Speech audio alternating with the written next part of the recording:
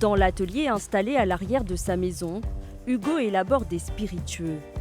Aujourd'hui, ce sont des gouttes de gin qui coulent de son alambic. L'outil en cuivre existe depuis des millénaires. Il permet de distiller. C'est une sorte de grosse cocotte minute. Donc là, il y a le corps de chauffe. Donc à l'intérieur, il y a l'alcool. Une fois chauffé, la vapeur passe à travers le chapeau. Ça va passer ici dans le col de cygne. Et en fait, passé ici, vous avez le refroidisseur ou condensateur. C'est un serpentin en cuivre. L'alcool va passer à l'intérieur et va être refroidi pour sortir ici en fait en alcool liquide. Un alcool qu'il élabore avec soin. Pour parfumer son gin, il travaille avec des herbes et des épices qui viennent du monde entier et sont issues du commerce équitable.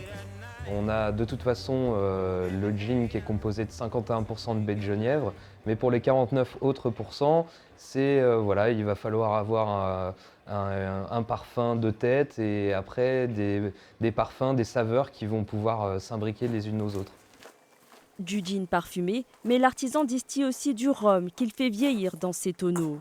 L'alcool dormira ici pendant plusieurs années avec une vérification régulière de la couleur et de l'odeur du produit. Je trouvais qu'aujourd'hui, il y avait un peu la dictate des grandes industries d'alcool. Et le but du jeu, c'était de redonner ces lettres de noblesse à des alcools un peu disparus, comme du rhum métropolitain ou alors même du gin en fabrication maison. C'était quelque chose qui n'existait pas en France, en fait.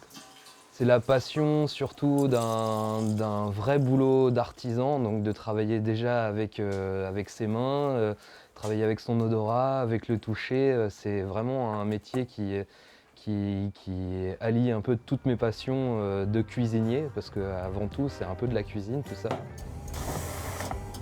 À 34 ans, le producteur veut remettre au jour une fabrication artisanale quasi oubliée sur le territoire. En France, on compte une centaine d'artisans distillateurs.